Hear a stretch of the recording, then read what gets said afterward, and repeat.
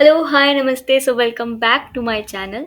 This is a video about pyramid printing in Java. और हमें एक चीज़ आपको बतानी है कि हम इंग्लिश और हिंदी दोनों में ही इस वीडियो में आपको बताएंगे. सो ऐसा मत सोचिएगा कि रिपीटिव हो रहा है. इट्स फॉर कि सबको समझ में आए जो भी जिस लैंग्वेज में कंफर्टेबल है. सो पहले यहाँ देते हैं कि पिरामिड प्रिंटिंग इन जावा क्या होती है और आज हम लोग कौन सा पिरामिड प्रिंट करने वाले हैं. So this is the pyramid we are focusing on today. आज हम लोग इस पिरामिड को प्रिंट करेंगे और पहले नेक्स्ट स्लाइड में हम लोग देखते हैं कि क्या लॉजिक है इसका और इसको कोड के थ्रू कैसे इम्प्लीमेंट करेंगे. ठीक है. तो ये हमारा लॉजिक है. The logic behind this pyramid is to manage the number of spaces. इसमें क्या होता है कि भाई देखो, हमें सबसे पहले नंबर ऑफ स्पेसेस को मैनेज करना है. अगर आप ये डायग्राम यहाँ पे देखो तो ये 1, फिर 2, 2, 3, 3, 3, 4, 4, 4, 5, 5, 5. तो इसके कुछ एलिमेंट्स हैं जो हम लोग इस स्लाइड में डिस्कस करेंगे और फिर डायरेक्ट कोड में जाएंगे. So yes, the logic behind this is to manage the number of spaces, and there are a few more elements we have to discuss, and then we will go to the code. So let's see what's here.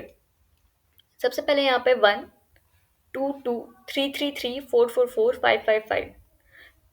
और आप ये देखो कि यहाँ पे number of spaces हो रहे हैं decrease. So as you can see, this is the point I'm discussing right now. As you can see, the number of spaces are decreasing as we go on, and soon it's zero.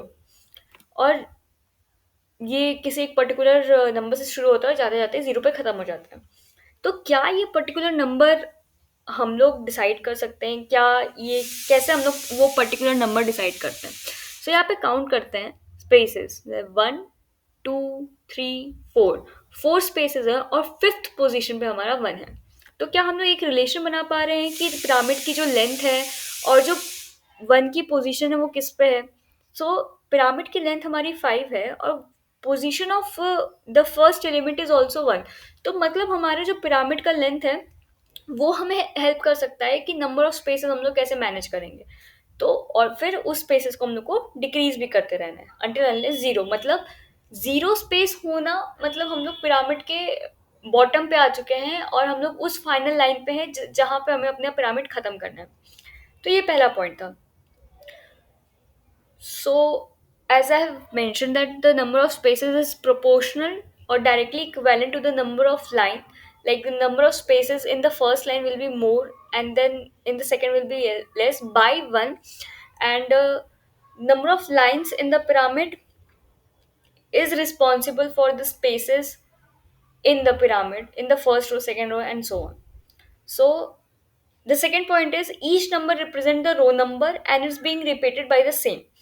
So what is the goal here is you can see in the first row the number is 1, in the second row the number is 2 but 2 times, in the third row the number is 3 but 3 times, same goes with 4 and same goes with 5.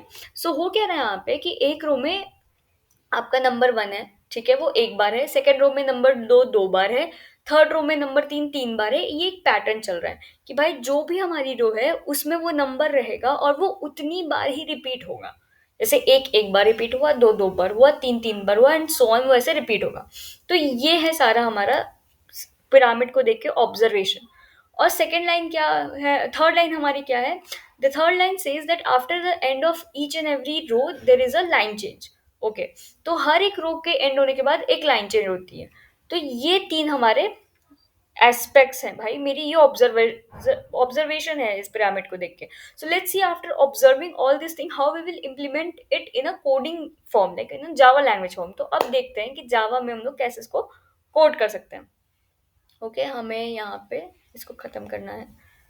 और हाँ, तो अब हमने already एक class बना के रखी हुई है पी पैटर्न जावा, जिसमें हम लोग सबसे पहले तो एक्चुअली एक नई क्लास बना देते हैं, क्योंकि होगा क्या यहाँ पे पैकेज वैकेज का थोड़ा दिक्कत आ जाएगा. तो नई क्लास बनाते हैं पैटर्न पी. ओके, और हमारा अपना वॉइड मेन रहेगा. ठीक, अब हमें क्या करना है, हमारा फोकस है कि हम लोग क्या करें, डायनेमिक बनाए इस चीज़ को. मतलब यूज़र इनपुट हो. ऐसा ना हो कि हमने नंबर ऑफ पिरामिड के लेंथ या लाइन फोकस किया हुआ है, हम लोग इसको डायनेमिक बनाएंगे. So we are focusing on making this program dynamic as that user will input the data and we will make the pyramid according to the number of lines users have given us. So let's see. हम लोग यहाँ पे भी data input कर रहे हैं. किसके लिए डेटा इनपुट कर रहे हैं? यूजर जो हम लोग को देने वाला है. भाई हमें इतने ही लाइन की पिरामिड चाहिए. अब यहाँ पे स्कैनर पे एरर आ रही है. क्यों एरर आ रही है? क्योंकि यार हमने तो कुछ इंपोर्ट ही नहीं किया.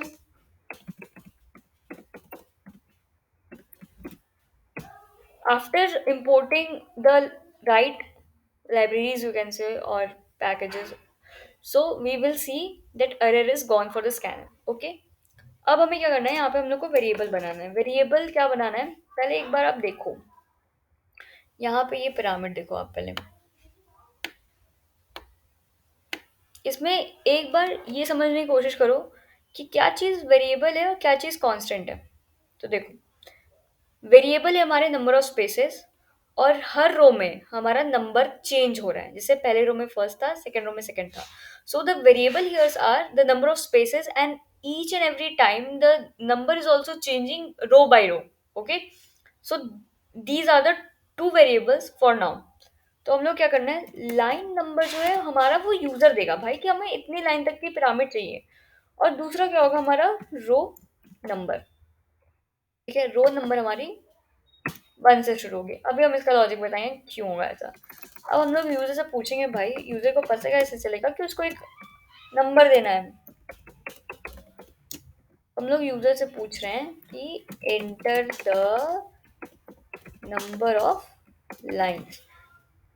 We are asking the user that what up to what length you want to see your pyramid to grow. Okay, so this is for that. And now we are going to take a input from user. So हम लोग क्या कर रहे हैं? अब हम लोग एक यूजर से इनपुट ले रहे हैं क्योंकि ये लाइन का इनपुट है तो हम लोग लाइन वेरिएबल यूज करेंगे. और ऐसी dot not next int. So we are taking the int value because the integer we have defined a line variable as an integer. तो क्या है कि भाई int वैल्यू लेंगे क्योंकि लाइन तो अपना इंटीजर है. ठीक. उसके बाद अब हम लोग को देखना है कि एक और चीज देखो. ये जो स्पेसेस डिक्रीज हो रहे हैं पूरे, ये पूरे पिरामिड में हो रहा है ना. ये तो ऐसा हो नहीं रहा कि एक लाइन में स्पेस डिक्रीज हुआ फिर दूसरे में नहीं हुआ फिर तीसरे में हुआ. ऐसा तो है नहीं. ये तो हर चीज में इम्प्लीमेंट होगा. So the number of spaces getting decreases is implemented in each and every line. So what we have to do? We have to make a master for loop. तो ये क्या करेगा? अभी हम लोग एक मास्टर फॉर लूप बनाना है जिसके अंदर ये वाला लॉजिक हो कि सारे लाइनों में इम्प्लीमेंट हो. ठीक. तो अब क्या करेंगे भाई? मास्टर फॉर लूप बनाते हैं. For int I is equal to line I is greater than 0, I minus 1. यहाँ क्या किया हमने? हमने क्या किया जो हमने पहले वीडियो में बताया था स्टार्टिंग में कि लाइन की जो लेंथ है और जो नंबर ऑफ स्पेसेस हैं वो इंटरलिंक्ड है. यार देखो, अब अगर हमने ये 9 वाली पिरामिड ली है, ठीक है, तो यहाँ पे हमारे स्पेसेस कितने होंगे? 8 होंगे. 9वें पोजीशन पे 1 आया होगा. लेकिन अगर हम लोग 5 वाली ले लें तो क्या है? 4 स्पेसेस हैं और 5वें पोजीशन पे 1 आ रहा है. तो इसमें क्या होगा कि जितनी भी लेंथ होगी ना पिरामिड की उतना ज्यादा स्पेसेस हमें आगे छोड़ना है.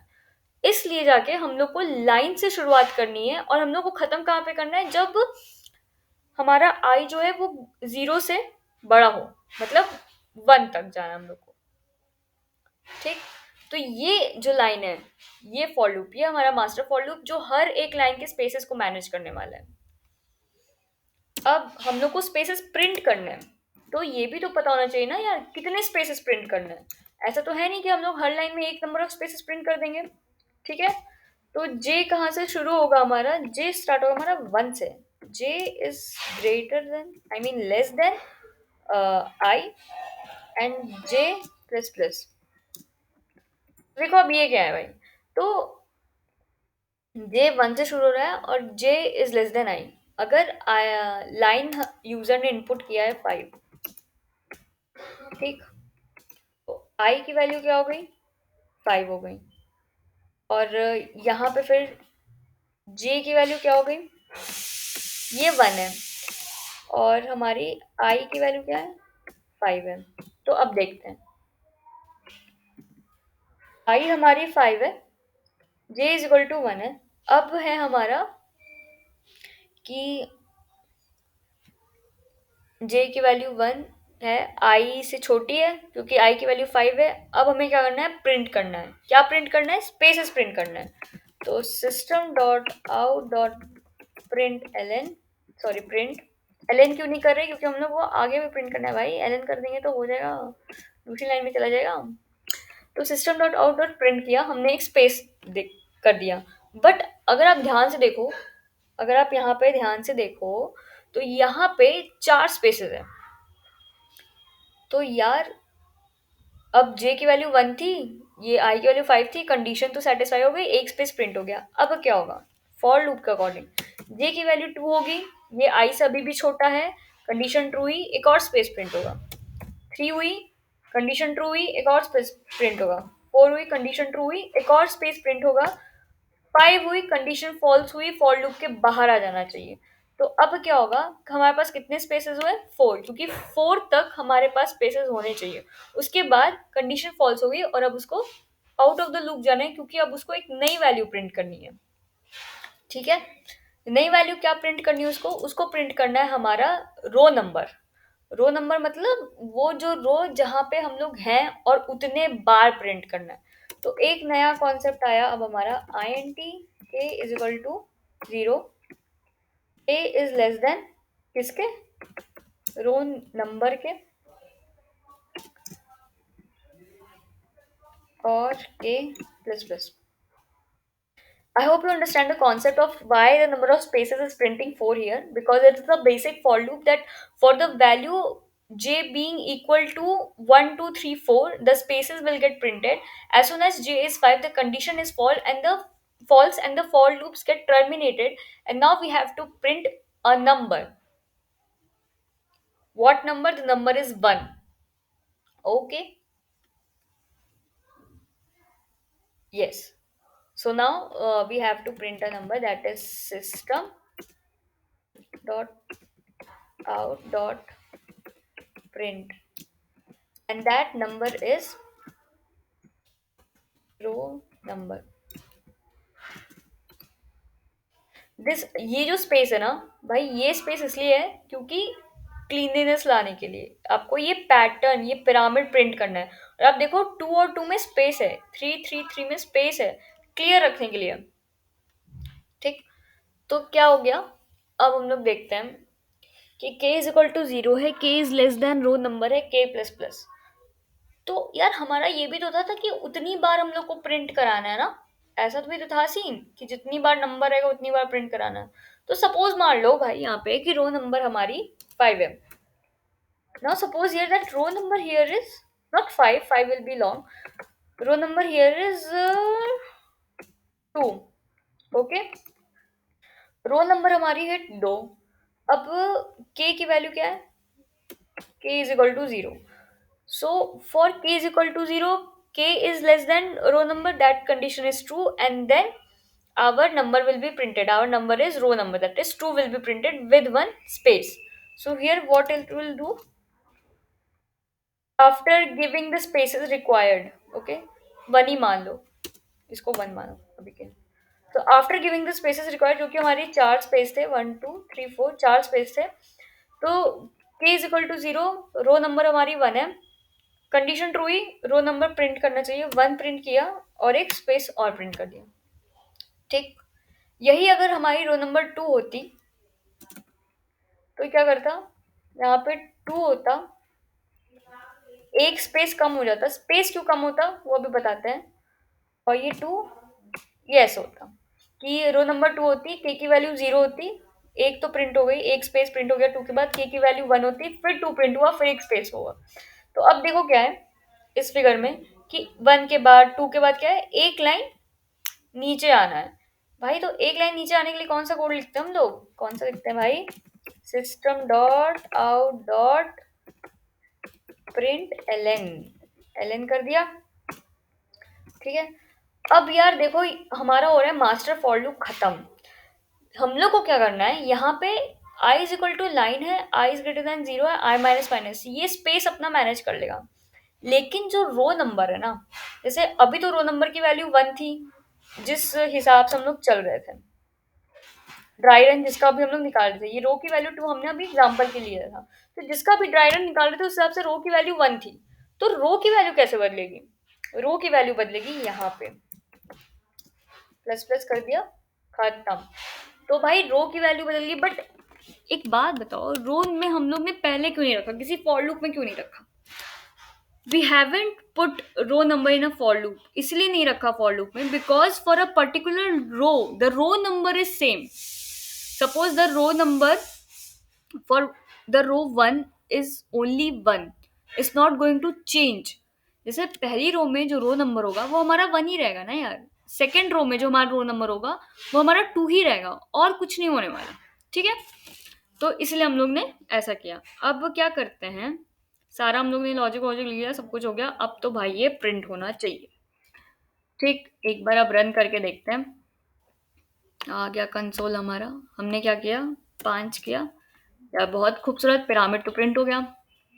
एक बार और प्रिंट करके देखते हैं हम क्या हुआ, 9 करते हैं यार, बहुत सुंदर पिरामिड हो गया प्रिंट।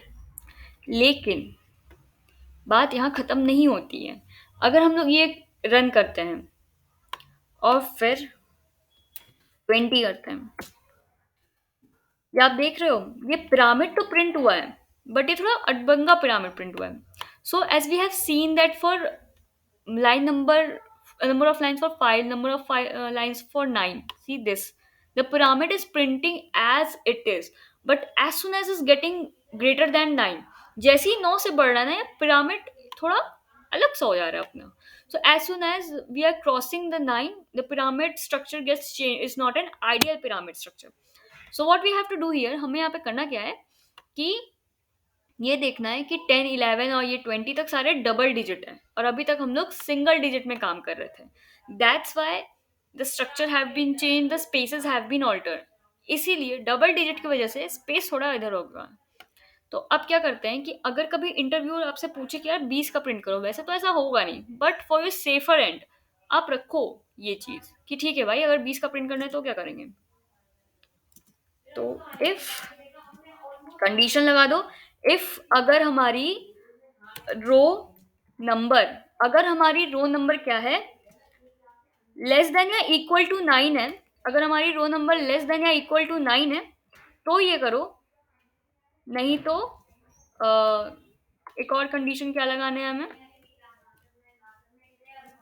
एक और कंडीशन हमें क्या लगानी है, यहाँ पे ये लगानी है कि else if row number is greater than 9 है, तो ये करना है। तो अब क्या करना है, जब हम लोग रो नंबर लेस देन कर रहे हैं तो फिर यहाँ पे एक 0 मार दो, सारे स्पेसेस हैंडल हो जाएंगे, कॉन्कैटिनेट कर दो।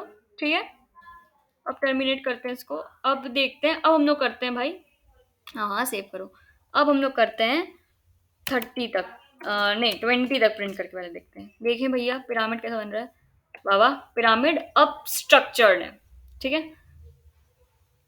तो ये चीज़ें हैं, अब आप इसको 30 करो, 20 करो, 50 करो, 99 करो, लेकिन जैसे ही 100 जाएगा आपको यहाँ पे भी एक कंडीशन लगानी पड़ेगी कि अगर ये उससे ज़्यादा है तो आपको 3 पैटर्न को हैंडल करना पड़ेगा।